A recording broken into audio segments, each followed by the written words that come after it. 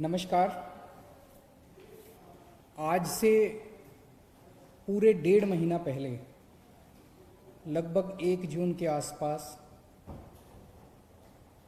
हम लोगों ने अनुमान लगाया था जब लॉकडाउन ख़त्म हुआ, दिल्ली में तेज़ी से कोरोना के केसेस बढ़ रहे थे, तो केंद्र सरकार ने एक फार्मूला बनाया हुआ है ये अनुमान लगाने के लिए कि आज जिस गति से केसेस बढ़ रहे हैं या कम हो रहे हैं उसके हिसाब से अगले महीने कितने केस हो जाएंगे, फिर अगले महीने कितने केस हो जाएंगे, ताकि उसकी तैयारी की जा सके।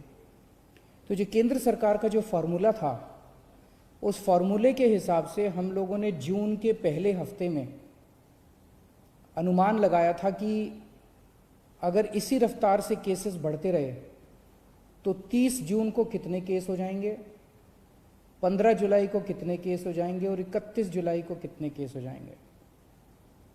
और वो अनुमान हमने आप सब लोगों के सामने रखा था। उस अनुमान के मुताबिक 15 जुलाई तक ये अनुमान था कि आज तक 2.25 लाख केस होने का अनुमान था उस फॉर्मूले के हिसाब से।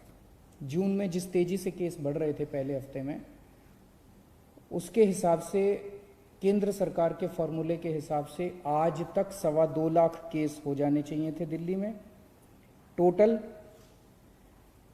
उसमें से 1,34,000 एक्टिव केसेस होने चाहिए थे और इन एक्टिव केसेस के लिए लगभग 34,000 बेड्स की जरूरत थी। लेकिन पिछले 1.5 महीने में जिस तरह से हम सब लोगों ने मिलके, दिल्ली के 2 करोड़ लोगों ने मिलके, दिल्ली सरकार ने मिलके, केंद्र सरकार ने मिलके, सब लोगों ने मिलके जो प्रयास किए, आज अनुमान था कि 2.25 लाख केसेस होंगे, लेकिन हकीकत में आज उसके आधे केसेस हैं। 1,15,000 केसेस आज हुए हैं। अनुमान था कि 1,34,000 केस एक्टिव होंगे, लेकिन आज केवल 18,600 केस एक्टिव हैं। अनुमान था 1,34,000 केस एक्टिव होंगे, केवल 18,600 केस एक्टिव हैं। और अनुमान था कि 34,000 अस्पतालों में बेड्स की जरूरत पड़ेगी। अस्पतालों में, कोविड सेंटर वगैरह में, अस्पतालों में 34,000 बेड्स की जरूरत पड़ेगी। आज केवल 4,000 बेड्स की दिल्ली के अंदर ज़रूरत पड़ रही है।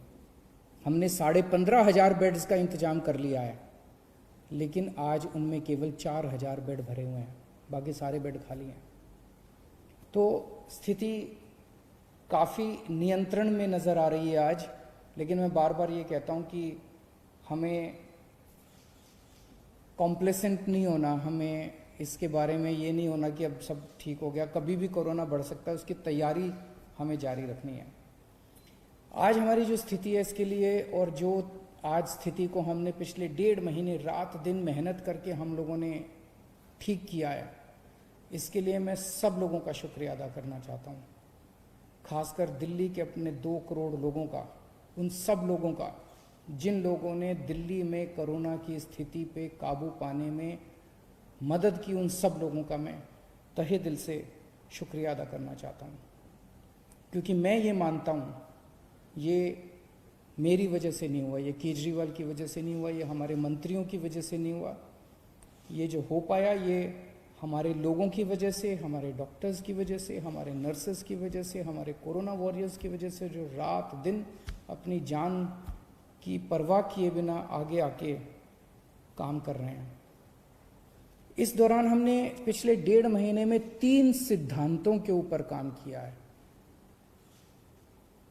पहला सिद्धांत, हमने ये महसूस किया और ये निष्कर्ष हमारा निकला कि कोरोना इतनी बड़ी महामारी है, इतनी बड़ी महामारी है कि इसको अकेले नहीं जीता जा सकता। अगर दिल्ली सरकार ये सोचती कि इसको हम अकेले जीत लेंगे तो हम फेल हो जाते हैं। इसलिए हमने सबका साथ मांगा, हम केंद्र सरकार के पास भी गए, हम होटल वालों के पास भी गए, हम प्राइवेट हॉस्पिटल वालों के पास भी गए, हम बैंक्वेट हॉल वालों के पास भी गए, हम एनजीओज के पास भी गए, हम धार्मिक संगठन वालों के पास भी गए, हम सबके पास गए। तो पहला हमारा सिद्धांत था कि इस लड़ाई को अकेले नहीं जीता जा सकता, और इसमें हमने सभी पार्टियों का साथ लिया। आज मैं सभी पार्टियों का, बीजेपी का, कांग्रेस का, सबका शुक्रिया अदा करना चाहता हूं। दूसरा सिद्धांत हमने अपनाया कि जब चीजें गलत चल रही थी तो हर व्यक्ति कमियां निकाल रहा था। हमने उस पर नाराजगी जाहिर नहीं की, हमने उस पर गुस्सा नहीं किया। जो भी कमी निकाल रहा था, चाहे वो मीडिया वाले हों, चाहे कोई उस पर रिकॉर्ड करके सोशल मीडिया पे डालता, कोई भी कहीं से कोई भी हमें गलती बताता था, उसको नोट कर लेते थे और उस गलती को सुधारने की कोशिश करते थे। यही कारण है जिस एलएनजेपी अस्पताल के बारे में पहले जून के पहले हफ्ते के अंदर इतना उसके अंदर नुक्स निकाले जा रहे थे, हमने एक नुक्स नोट किया। जिन जिन पत्रकारों ने स्टोरीज की, मैंने खुद कई पत्रकारों को फोन करके, एडिटर्स को फोन करके पूछा कि आप हमें बताइए कि कहां कमियां और कैसे ठीक करें, और उन कमियों को नोट करके उन कमियों को हमने दूर करने की कोशिश की। मुझे बेहद खुशी है कि जिस एलएनजेपी अस्पताल के बारे में इतनी बुराई की जा रही थी, आज उसकी इतनी तारीफ की जा रही है। और ये सारा श्रेय मैं हमारे एलएनजेपी हॉस्पिटल के डॉक्टर्स, नर्सेज और उनके एडमिनिस्ट्रेशन और मेडिकल सुपरिंटेंडेंट और वहाँ के डायरेक्टर को देना चाहता हूँ, जिन्होंने बहुत मेहनत की है। तो दूसरा सिद्धांत हमारा था कि हमने कभी भी जो हमारे क्रिटिक्स थे, जो हमारी बुराई कर रहे थे, उनकी बातों का बुरा नहीं माना, और उनसे हम लोगों ने अपनी कमियां हम नोट करते गए और उसको ठीक किया। और तीसरी चीज, हम सब लोगों ने मिलकर हार नहीं मानी। ऐसा कोई पल नहीं आया जब हमें लगा यार अब स्थिति हमारे कंट्रोल में नहीं, अब हम कुछ नहीं कर सकते। क्योंकि अगर हम हार मान लेते तो पता नहीं कितनी मौतें हो जाती। हम लगे रहे। हमें यकीन था कि मेहनत अंत पंत में काम आएगी। सब लोग कह रहे हैं कि दिल्ली मॉडल, प्रधानमंत्री जी ने दिल्ली मॉडल की तारीफ की कि दिल्ली मॉडल लागू होना चाहिए बाकी इलाकों में। ये दिल्ली मॉडल आखिर है क्या?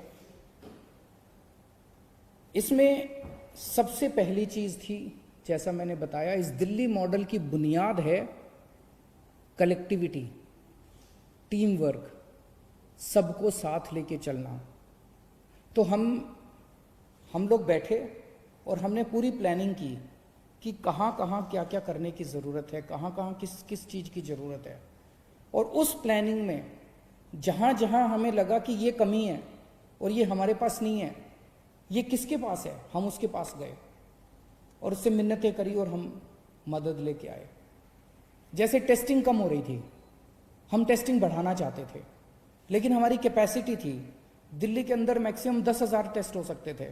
हमने केंद्र सरकार से मदद मांगी, केंद्र सरकार ने हमारी मदद की। केंद्र सरकार ने हमें एंटीजन, सबसे पहले एंटीजन टेस्ट दिल्ली के अंदर शुरू किए गए। केंद्र सरकार ने शुरुआती टेस्टिंग किट्स हम लोगों को दी और हमने एकदम से 20,000 22,000 टेस्ट करने चालू कर दिए दिल्ली के अंदर। तो कलेक्टिविटी, टीम वर्क हमारा इस दिल्ली मॉडल का सबसे पहला सिद्धांत था। दूसरा जो सबसे इंपॉर्टेंट चीज थी, होम आइसोलेशन। लोगों के मन में डर था, आज भी पूरे देश के अंदर, पूरी दुनिया के अंदर लोगों के मन में डर है कि कोरोना हो गया। एक तो कोरोना का डर है कि कोरोना हो गया तो पता नहीं क्या होगा, और दूसरा डर होता है कि कोरोना पॉजिटिव आ गया तो सरकार उठा के क्वारंटाइन सेंटर में डाल देगी, सरकार उठा के हमें किसी और सेंटर में, आइसोलेशन सेंटर में कहीं डाल देगी, अस्पताल में डाल देगी। लोगों के मन में ये डर था, क्वारंटाइन सेंटर का डर था, आइसोलेशन सेंटर के डर थे। जब हमने होम आइसोलेशन शुरू किया और होम आइसोलेशन का एक्सपीरियंस हम लोगों ने बहुत कंफर्टेबल कर दिया। हमारी डॉक्टर्स की एक टीम जो होम आइसोलेशन में सबसे पहले उनके घर जाती है, उनको सारा बता के आती है कि आपको ये एहतियात करना है, इस कमरे में रहना है, ये टॉयलेट है आपका, उनके घर का इंस्पेक्शन करके आती है, मुआयना करके आती है, सारा सिखा के आती है। उनको एक ऑक्सीमीटर दे के आते हैं कि 2-2 घंटे में अपनी ऑक्सीजन नापते रहना। अगर ऑक्सीजन कम हो जाए तो आप हमें फ़ोन कर देना, हम आपको अस्पताल ले जाएंगे, आपको चिंता करने की ज़रूरत नहीं है। उनको जब तक उनका कोरोना ठीक नहीं हो जाता, अगले 10-12 दिन तक रोज़ उन लोगों को फ़ोन जाता है, डॉक्टर्स का फ़ोन जाता है और वो उनसे पूछते हैं क्या हाल है, ठीक हो, कोई दिक्कत तो नहीं है। उनको टेली काउंसलिंग की जाती है होम आइसोलेशन वालों को। इस वजह से लोगों को कोरोना होने के बावजूद भी उनका एक्सपीरियंस, लगभग 80 से 90% पेशेंट्स होम आइसोलेशन के अंदर आज उनका इलाज चल रहा है। दिल्ली के अंदर होम आइसोलेशन इतना शानदार तरीके से लागू किया गया कि उसकी चर्चा आज सब जगह चल रही है। इस होम आइसोलेशन का फ़ायदा ये हुआ कि पहले लोग अपना टेस्टिंग कराने से डरते थे। उनको ये लगता था टेस्ट हुआ और पॉजिटिव आ गया तो मेरे को उठा के क्वारंटाइन सेंटर में डाल देंगे। आज भी मैं जानता हूं कि कई राज्यों के अंदर इसी वजह से टेस्टिंग नहीं करा रहे, क्योंकि वहाँ होम आइसोलेशन नहीं है। वहाँ पे जो पॉजिटिव आता है, चाहे माइल्ड हो चाहे एसिम्टोमेटिक हो, उसको उठा के क्वारंटाइन सेंटर में डाल दिया जाता है। तो कोई टेस्ट नहीं कराना चाहता, कोई जब तक अस्पताल जाने की मजबूरी ना, इतना सीरियस ना हो जाए, तब तक कोई टेस्ट नहीं कराना चाहता। और जब वो टेस्ट नहीं कराता तो वो समाज में घूमता रहता है और 10 और लोगों को कोरोना कर देता है। तो हमने होम आइसोलेशन किया, लोगों का डर खत्म हुआ, इस वजह से लोगों ने खूब टेस्टिंग करवानी चालू कर दी। अब हम टेस्टिंग कर रहे हैं बहुत एग्रेसिव लेवल पे। पहले 5,000 टेस्ट हो रहे थे, अब 20-22 हज़ार टेस्ट डेली हो रहे हैं। 22,000-23,000 टेस्ट डेली हो रहे हैं। और हम टेस्ट करते हैं, जिसको कोरोना मिलता है उसको आइसोलेट कर देते हैं, जिसको कोरोना मिलता है उसको आइसोलेट कर देते हैं। दिल्ली में मौत के आंकड़े काफी कम हो गए हैं। जून के महीने में 100 से ऊपर मौतें होने लगी थी प्रतिदिन। कुछ दिन ऐसे थे जिसमें 100 से ऊपर मौत हुई थी।